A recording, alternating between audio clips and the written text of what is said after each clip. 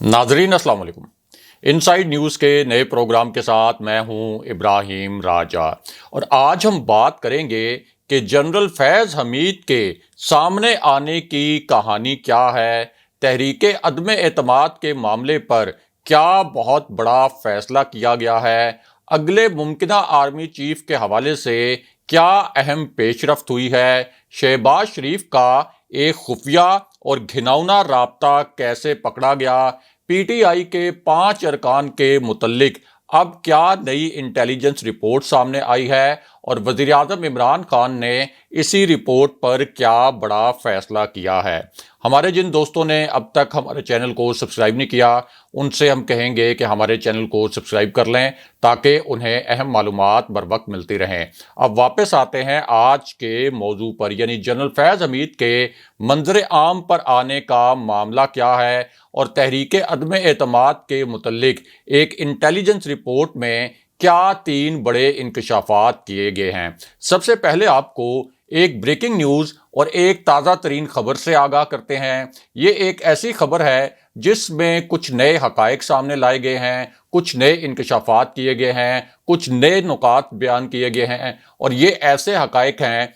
ऐसे इंकशाफात हैं और ऐसे नुकात हैं जो इससे पहले मंजर आम पर नहीं आए थे, लेकिन अब इन नुकात की तस्दीक की गई है। और ये खबर बराह रास्त वज़ीर आज़म इमरान खान के मुतल्लिक है। इसी खबर का ताल्लुक तहरीके अदम एतमाद से भी है और ये खबर बराह रास्त आसिफ अली जरदारी से भी जुड़ी हुई है। तो मामला ये है कि हुकूमत को और वज़ीर आज़म इमरान खान को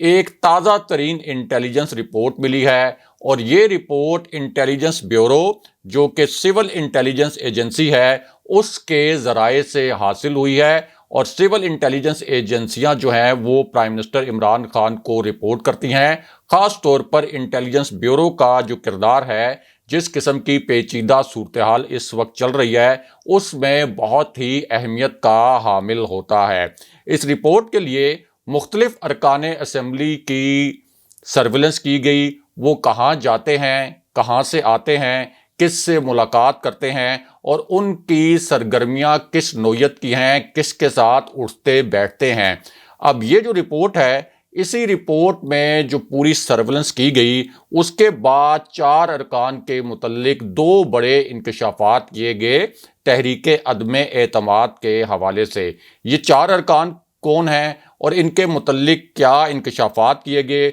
वो भी आपको बताते हैं और मुख्तसरन आपको ये भी बताते हैं कि एक ताज़ा तरीन इंटेलिजेंस रिपोर्ट जो प्राइम मिनिस्टर इमरान खान और उनकी हुकूमत को मिली है, जो एक अलग से एक रिपोर्ट फाइल की गई है, उसमें क्या 3 बड़े इंकशाफात किए गए और साथ ही आपको आर्मी चीफ की एक पुरस्कार मुलाकात के मुतल्लिक जो एक बहुत ही बड़ा दावा किया गया उसके बारे में भी आगाह करते हैं और ये भी बताते हैं कि इस दावे पर आखिर हुकूमत को पहली मर्तबा क्यों रिएक्ट करना पड़ा, पहली मर्तबा हुकूमत को इस दावे पर क्यों रद्द अमल देना पड़ा। तो मामला ये है कि army chief general Qamar Javed Bajwa की एक मुलाकात के मुतल्लिक बहुत बड़ा दावा किया गया और इस हवाले से बहुत ही प्लानिंग के साथ, बहुत ही मुनज़्ज़म मनसूबाबंदी के साथ कुछ इतलात फैलाई गईं और पहले मरहले में ये जो इतलात थीं ये लंदन से फैलाई गईं और वहाँ मौजूद कुछ लोगों को इस्तेमाल किया गया और इन लोगों का अगर बैकग्राउंड देखा जाए तो उससे अंदाज़ा होता है कि इन लोगों को इस किस्म की इतलात फैलाने के लिए आखिर क्यों इस्तेमाल किया गया। अब लंदन में ये इतलात फैलाने वाला एक पुरस्कार जो किरदार है वो मियाँ नवाज शरीफ का सबसे ख़ास और सबसे करीबी कारिंदा है। ये एक ऐसा शख्स है जिसकी कोई ख़ास सियासी जिद्दोजहद नहीं, जिसका कोई ख़ास सियासी करियर नहीं, लेकिन इसके बावजूद इस वक्त ये शख्स मियाँ नवाज शरीफ और मरियम नवाज़ के इंतहाई करीब है। मरियम नवाज़ और मियाँ नवाज शरीफ इस शख्स को अपना इंतहाई वफ़ादार साथी समझते हैं और उसकी वजह यह है कि इसी शख्स ने मियाँ नवाज शरीफ के लिए और मरियम नवाज़ के लिए एक ख़तरनाक एडवेंचर भी किया था और इसी एडवेंचर के बाद ये मियाँ नवाज शरीफ और मरियम नवाज़ की इतनी कुर्बत हासिल करने में कामयाब हुआ कि इसने ख्वाजा आसिफ और एहसन इकबाल को भी सरेआम تنقید کا نشانہ بنانا شروع کر دیا اور اشاروں کنایوں میں کہا کہ احسن اقبال جیسے لوگ اور خواجہ آصف جیسے لوگ بزدل ہیں جو مشکل وقت میں میاں نواز شریف کے ساتھ کھل کر کھڑے نہیں ہوئے، لیکن خواجہ آصف جو قومی اسمبلی میں پارلیمانی لیڈر ہیں نون لیگ کے، اور احسن اقبال جو نون لیگ کے سیکرٹری جنرل ہیں،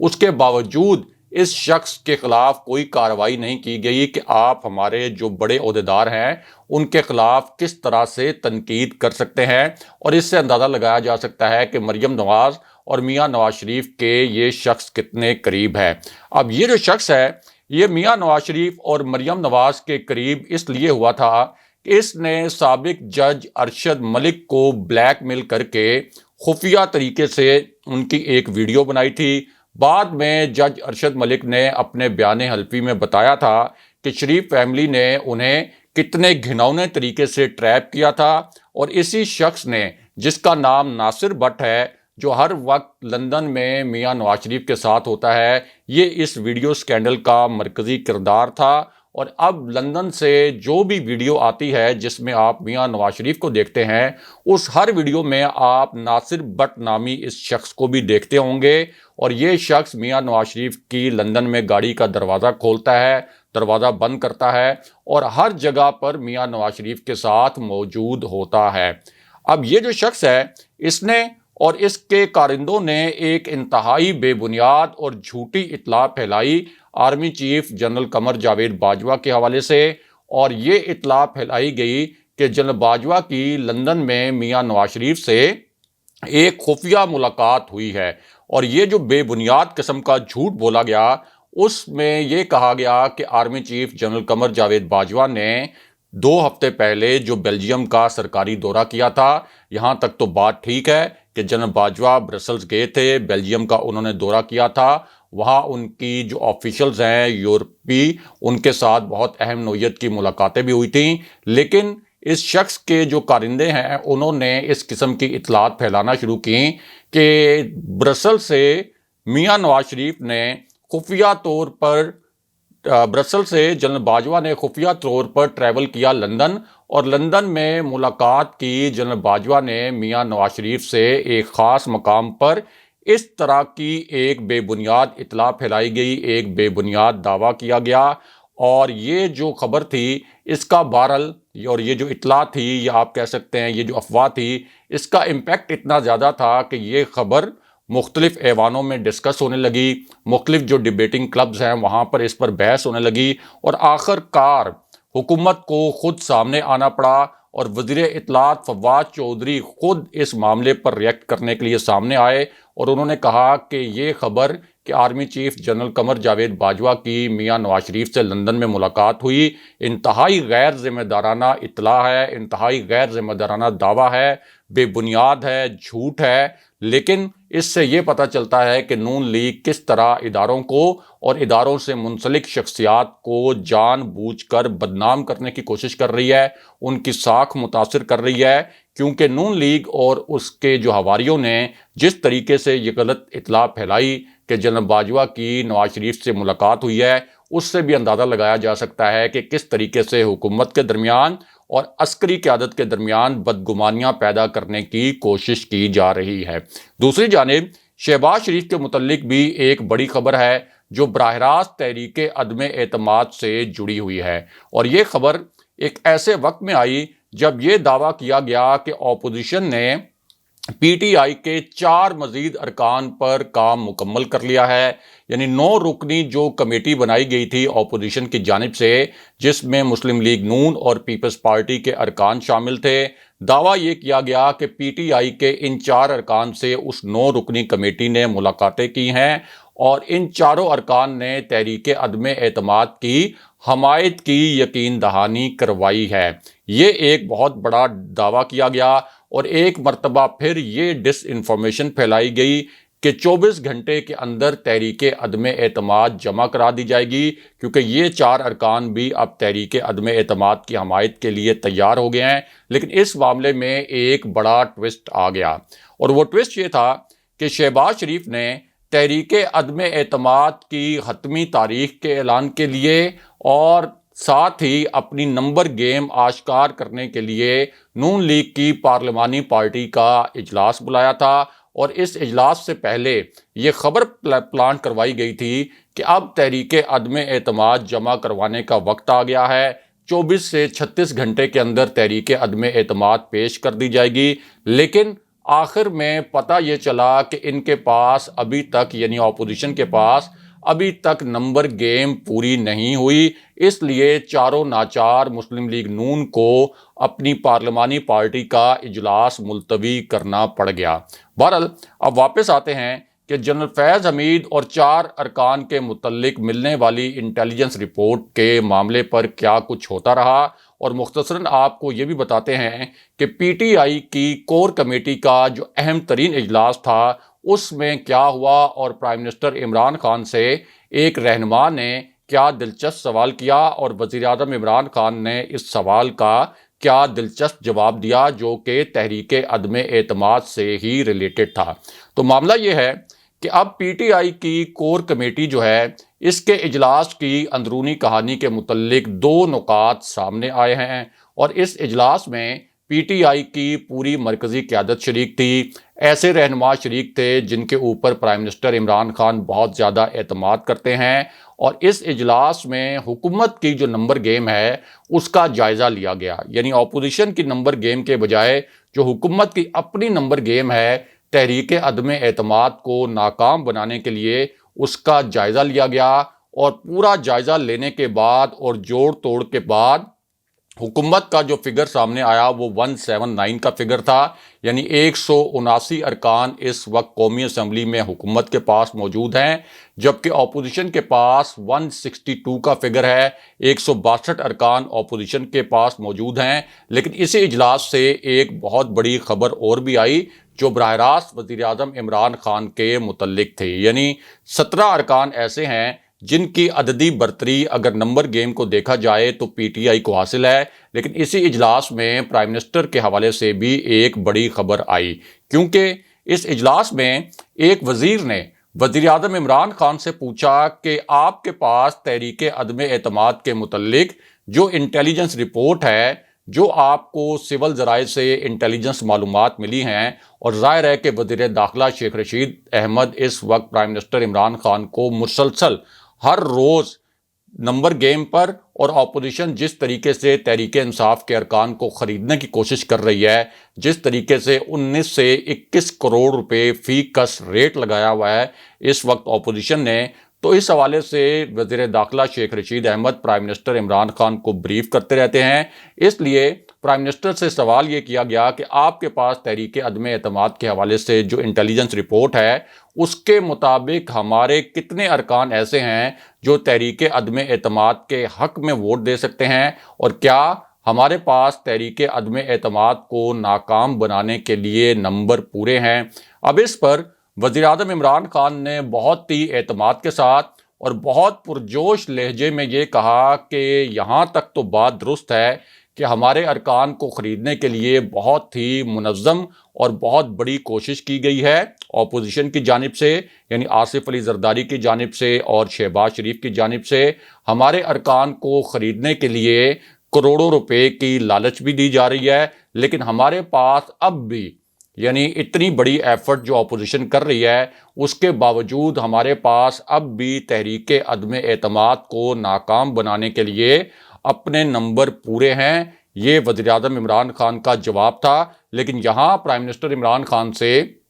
ایک اور سوال بھی کیا گیا، اور یہ سوال پہلے سوال سے بھی زیادہ اہم تھا، اور آپ یہ بھی کہہ سکتے ہیں کہ پہلے سوال سے زیادہ پیچیدہ سوال تھا۔ اور پرائم منسٹر عمران خان سے پوچھا گیا کہ جس طرح اپوزیشن کے قریبی حلقے یہ تاثر دے رہے ہیں کہ تحریک عدم اعتماد کے پیچھے اسٹیبلشمنٹ کا اشارہ ہے، اور اسٹیبلشمنٹ اس موو کے پیچھے ہو سکتی ہے، اسی وجہ سے اپوزیشن اس وقت پی ٹی آئی کے ارکان کو خریدنے کی کوشش بھی کر رہی ہے، اور پی ٹی آئی کے اتحادیوں سے ملاقاتیں کرنے میں بھی کامیاب ہو گئی ہے۔ تو آپ کے پاس کیا اطلاعات ہیں؟ کیا واقعی تحریک عدم اعتماد کے اس موو کے پیچھے اسٹیبلشمنٹ ہے، اور یہ موو کیا اسٹیبلشمنٹ کے اشارے پر ہی ہو رہا ہے؟ تو اس پر وزیر اعظم عمران خان نے بڑے پر اعتماد لہجے میں کہا کہ میرے پاس ایسی کوئی اطلاع نہیں کہ اسٹیبلشمنٹ اس وقت اس تحریک عدم اعتماد کے پیچھے ہو، اور اسٹیبلشمنٹ کے پاس کوئی وجہ بھی نہیں ہے کہ وہ ہماری منتخب حکومت کے خلاف کسی سازش کا حصہ بنے یا کسی سازش کو سپورٹ کرے۔ یہ وزیر اعظم عمران خان کے الفاظ تھے پی ٹی آئی کی کور کمیٹی کے اجلاس میں۔ بہرحال اب واپس آتے ہیں کہ پی ٹی آئی کے 4 ارکان کے متعلق حکومت کو کیا انٹیلیجنس رپورٹ ملی۔ ایک تو اب حکومت کو یہ واضح ایک رپورٹ ملی ہے کہ پشاور سے منتخب ہونے والے پی ٹی آئی کے ایم این اے نور عالم خان تحریک عدم اعتماد کے حق میں ہی ووٹ دیں گے، اور انہیں پہلے ہی تحریک انصاف کی جانب سے ایک شو کاز نوٹس جاری کیا جا چکا ہے۔ دوسری اطلاع یہ آئی کہ پی ٹی آئی بلوچستان کے سابق صدر سردار یار محمد رند کی آصف علی زرداری سے ملاقات ہوئی ہے، اور وہ پیپلز پارٹی میں شامل ہو رہے ہیں۔ ان کے متعلق دعویٰ یہ کیا گیا کہ ان کے زیر اثر 3 ایم این ایز ہیں، 3 ارکان قومی اسمبلی ہیں، اور یہ 3 ایم این ایز تحریک عدم اعتماد کے حق میں ووٹ دیں گے۔ یہ دعویٰ تو کیا گیا، لیکن یہ محض دعویٰ ہی ہے، اور اب تک بلوچستان سے کسی ایم این اے نے جس کا تعلق پی ٹی آئی سے یا جس کا تعلق بلوچستان عوامی پارٹی سے ہو، اس نے تحریک عدم اعتماد کی حمایت کی یقین دہانی نہیں کروائی، اور اسی وجہ سے فواد چودھری کا یہ تازہ ترین بیان بھی سامنے آیا ہے کہ ہم بآسانی تحریک عدم اعتماد کو الٹا دیں گے کیونکہ ہماری تیاری پوری ہے۔ اور وزیر اعظم عمران خان کے پر اعتماد لہجے کی جو ویڈیو ہے اس کو بھی اس وقت بہت معنی خیز سمجھا جا رہا ہے۔ اب بات کرتے ہیں جنرل فیض حمید کے ایشو پر۔ تو معاملہ یہ ہے کہ تحریک عدم اعتماد کے معاملے پر مریم نواز اور نون لیگ نے ایک بڑی گھناؤنی قسم کی سازش تیار کی تھی، اور اس کا مقصد یہ تھا کہ جنرل فیض حمید کو متنازع بنایا جائے تاکہ وہ ممکنہ طور پر اگلے آرمی چیف نہ بن سکیں۔ اسی وجہ سے مسلم لیگ نون کے جو ترجمان ہیں انہوں نے یہ بیان جاری کیا باضابطہ کہ پشاور میں تعینات ایک شخص یعنی کور کمانڈر پشاور جنرل فیض حمید یہ ہمارے ارکان قومی اسمبلی کو کالز کر رہے ہیں تحریک عدم اعتماد کو ناکام بنانے کے لیے، ان پر دباؤ ڈال رہے ہیں کہ آپ نے تحریک عدم اعتماد کے حق میں ووٹ نہیں ڈالنا، اور پھر مسلم لیگ نون کی جانب سے یہ دھمکی بھی دی گئی کہ ہم اس شخص کا نام لیں گے یعنی جنرل فیض حمید کا نام لیں گے، اور فوج کو بھی یعنی جو ان کا ادارہ ہے جنرل فیض حمید کا، اس ادارے کو بھی جنرل فیض حمید کی اس ایکٹیویٹی کا نوٹس لینا چاہیے۔ پھر اس کے بعد ایک بہت بڑا جھوٹ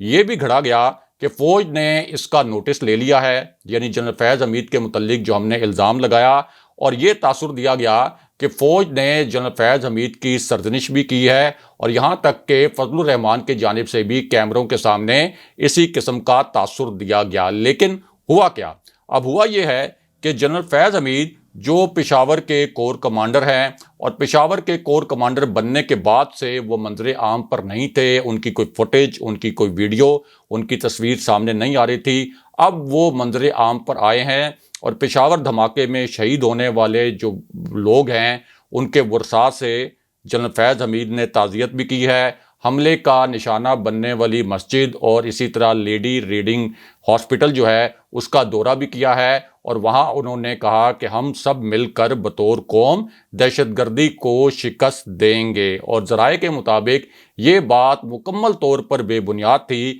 کہ جنرل فیض حمید نے کسی ارکان پارلیمنٹ کو کال کی، اور یہ دعویٰ بھی مکمل طور پر بے بنیاد تھا کہ فوج نے کسی بھی حوالے سے جنرل فیض حمید کی کوئی سرزنش وغیرہ کی۔ یہی وجہ ہے کہ جنرل فیض حمید مسلم لیگ نون کے حملوں کے باوجود مکمل طور پر دوبارہ سے ایکٹیو نظر آئے ہیں۔ اگلے پروگرام تک کے لیے خدا حافظ۔